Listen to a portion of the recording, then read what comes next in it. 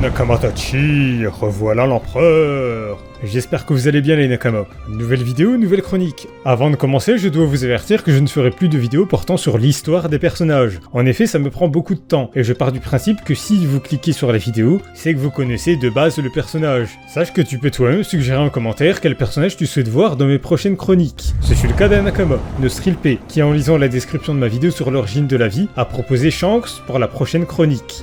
D'ailleurs, désolé pour l'attente, c'est vrai que ça fait un moment qu'il me l'a proposé, mais la parole d'un empereur est de diamant et il la tient toujours. Ici, le Yonko Shanks le Roux est à l'honneur. J'aimerais vous demander une petite faveur les Nakama. Écrivez-moi en commentaire ce que vous pensez de Shanks, car j'aimerais bien connaître votre avis. Je prendrai vos commentaires et j'y répondrai en vidéo. J'espère que vous serez assez nombreux là-dessus. En tout cas, je compte sur vous. Sache que si tu souhaites me soutenir, n'hésite pas à t'abonner, à liker et à partager cette vidéo. C'est parti. Shanks le Roux est un personnage central de One Piece. En effet, il est la personne qui a poussé Luffy à vouloir devenir le roi des pirates suite à sa rencontre et qui lui a offert le célèbre chapeau de paille caractéristique à Luffy. Il est capitaine d'un équipage réduit mais extrêmement puissant, sûrement l'un des plus forts du monde. On apprend beaucoup plus tard que Shanks est une des personnalités les plus influentes dans le monde de la piraterie, étant donné qu'il est un des Yonko. Il était autrefois un membre de l'équipage de Goldie Roger, qui lui a transmis son chapeau de paille, et un nakama de Baggy. C'est d'ailleurs à cette époque qu'il fit la rencontre de Marshall Dietrich, qui lui causa cette vilaine cicatrice à son œil gauche. Celle-ci est d'ailleurs symbolisée sur son joli Roger.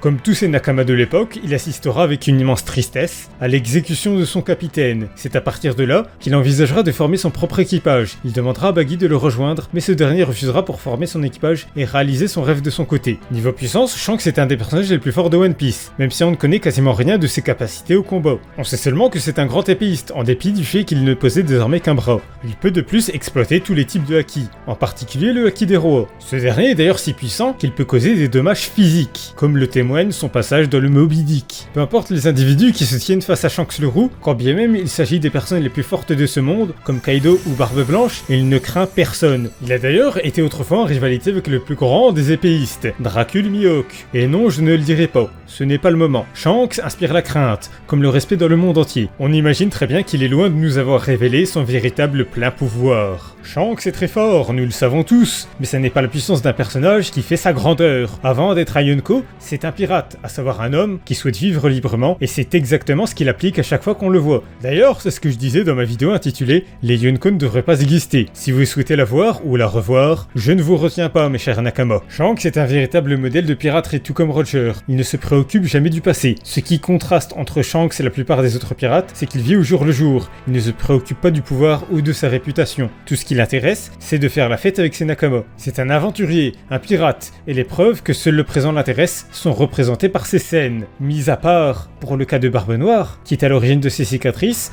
Shanks ne semble pas éprouver de rancœur envers les individus qu'il a affrontés autrefois. Il ne se soucie même pas que des personnes à des années-lumière de sa force de combat puissent l'humilier publiquement. Là où les autres Yonko comme Big Mom ou Kaido n'apprécient aucunement qu'on puisse s'opposer à eux car ils sont prisonniers de leur folie et de leur orgueil, Shanks n'hésite pas à mettre son ego de côté lorsqu'il s'agit uniquement de son image. Par contre, si on touche aux personnes qui lui sont chères, il n'aura aucune pitié. Shanks a horreur de la violence, mais il n'hésitera pas à dégainer son épée pour ce cas de figure. En règle générale, Shanks n'apprécie d'ailleurs pas le conflit. Il est difficile de ne pas parler de Shanks sans parler de la fameuse théorie Shanks Mastermind. Comme vous le savez tous, beaucoup de fans de One Piece voient en Shanks un Mastermind certifié, un être qui manipule les autres depuis l'ombre. Cette théorie a été contredite par plusieurs individus sur le net, et cela de manière plutôt bien argumentée, je dois l'avouer. Toutefois, le doute s'immisce depuis l'arrivée du chapitre 907. Ce chapitre met en scène un passage dans lequel Shanks souhaite s'entretenir à propos d'un certain pirate avec le Gorosei au sein même de Marie-Joise. Un Yonko, un des 4 pirates les plus recherchés du monde entier par la marine,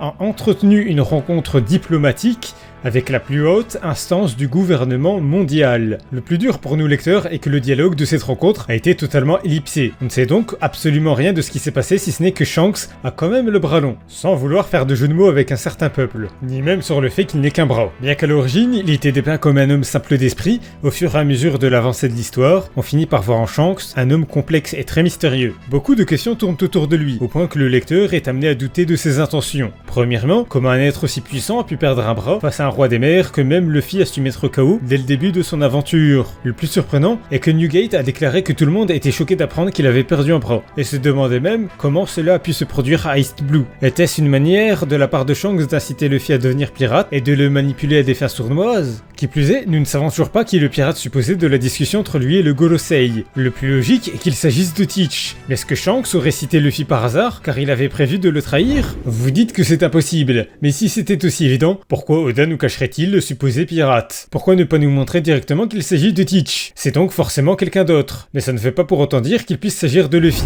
Car bien évidemment, impossible que Shanks soit un mastermind. Déjà pour commencer, Shanks ne pouvait pas garantir que Luffy deviendrait le pirate de renom qu'il est à l'heure actuelle. Et ça serait aussi stupide que de penser que Zoro mourrait ou quitterait l'équipage au chapitre 944 à cause d'un soi-disant foreshadowing. Shanks était déjà un grand pirate à l'époque, et il n'allait pas compter sur un enfant pour réaliser ses projets. Et si on part de l'idée qu'il lui faut un Di pour subvenir à ses besoins, le plus intelligent aurait été qu'il recrute d'ores et déjà un Di adulte, à l'aide de sa renommée, ou de solliciter l'aide de plusieurs Di. Il n'allait pas miser sur uniquement un enfant à qui il a confié son chapeau de paille. De plus, était-il obligé de perdre un bras pour gagner l'admiration de Luffy? Le sauver du roi des mers aurait été suffisant. Je pense que toutes les circonstances ne nous ont pas été dévoilées concernant cet incident. Si ça se trouve, Shanks ne pouvait pas user de la force pour une raison inconnue. Après tout, on a vu Lukiru tuer un bandit et Ben Beckman s'occuper des sous-fifres de Higuma, mais on ne l'a pas vu déployer sa force, que ce soit face à Higuma dans la taverne ou face au roi des mers. Shanks a-t-il fait mine de ne pas user de la violence ou ne pouvait-il pas simplement user de la violence? Autre possibilité est que le roi des mers n'a pas arraché le bras de Shanks, mais qu'autre chose en est à l'origine, et qu'il n'a pas eu d'autre choix que de perdre son bras en sauvant la vie de Luffy. Personnellement, je préfère croire ça, plutôt qu'il ait perdu son bras pour pouvoir manipuler un gosse. Qui plus est, même si nous ne savons pas grand chose de Shanks, tout montre et porte à croire que c'est un être bienveillant et bienfaisant. Il s'est opposé à Barbe Blanche, au risque de créer un grand conflit. Il a fait face à Kaido, la plus forte créature du monde. Il s'est opposé à Kainu, l'être le plus impitoyable de tout One Piece, et il a proposé à tous les participants de la bataille de Marineford de se frotter à lui et à son équipage, de le cas où ils n'étaient pas d'accord pour cesser le combat. Il a même permis à l'équipage de Barbe Blanche de faire leur deuil proprement, en récupérant les cadavres de leur père et d'Ace. On peut supposer que Shanks ait réalisé tout ça dans le but de stopper avant tout Teach, mais avec du recul, je pense qu'il se souciait surtout de la vie de tout le monde. Après tout,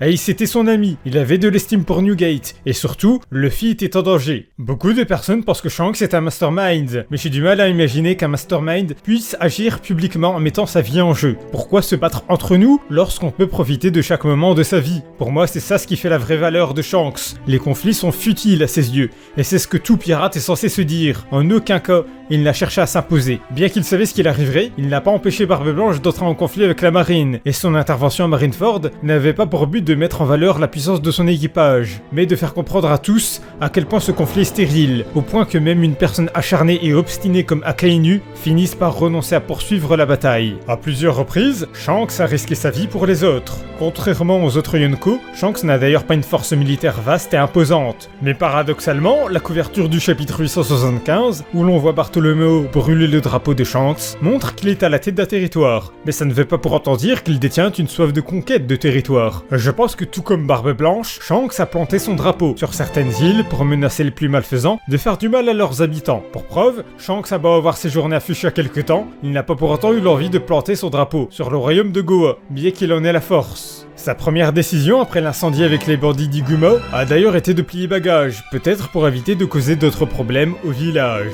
Mais c'est justement ce séjour qui est à l'origine de ce qu'est One Piece, car c'est là qu'il a fait la plus grande rencontre de sa vie, en la personne de Luffy, son digne héritier. Shanks est le guide spirituel de Luffy, il est son modèle, et aussi un objectif à atteindre. S'il veut devenir roi des pirates, il va devoir réunir un équipage plus fort que le sien, et surtout devenir plus fort que lui, ce qui est un objectif vraiment corsé. Mais le fait est que Luffy va réussir, car Shanks a su lui montrer l'exemple d'un vrai pirate. Devenir un vrai pirate, ça n'est pas se montrer violent à la moindre occasion, ça n'est pas amasser des richesses et du pouvoir, comme le fait bêtement Barbe Noire, c'est voyager, faire des rencontres, se faire des nakama, protéger ses nakama, vivre l'instant présent, et surtout, suivre son cœur. Luffy ne sera jamais un outil aux yeux de Shanks, c'est quelqu'un de cher à ses yeux, sur qui il a parié un bras. Il est l'espoir d'un avenir meilleur pour la piraterie. Mais quand bien même Shanks n'aura jamais réussi, là où Luffy aura réussi à devenir roi des pirates, nous retiendrons que si Luffy est devenu un grand pirate, c'est parce qu'un grand homme a toujours cru en lui. 自分でなることにしたんだ。海賊には。どうせ連れてってやんねえよ。お前なんかが海賊になれるか。なる。俺はいつかこの一味にも負けない仲間を集めて世界一の財宝を見つけて海賊王になってやる。ほう、俺たちを超えるのか。じゃあこの帽子をお前に預ける。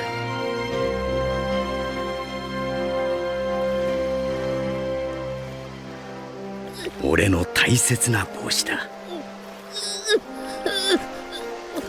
いつかきっと返しに来い。立派な海賊になってな。あいつは大きくなるぜ。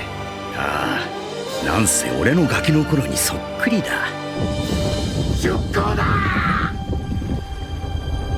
そして少年の冒険は10年後のこの場所から始まる。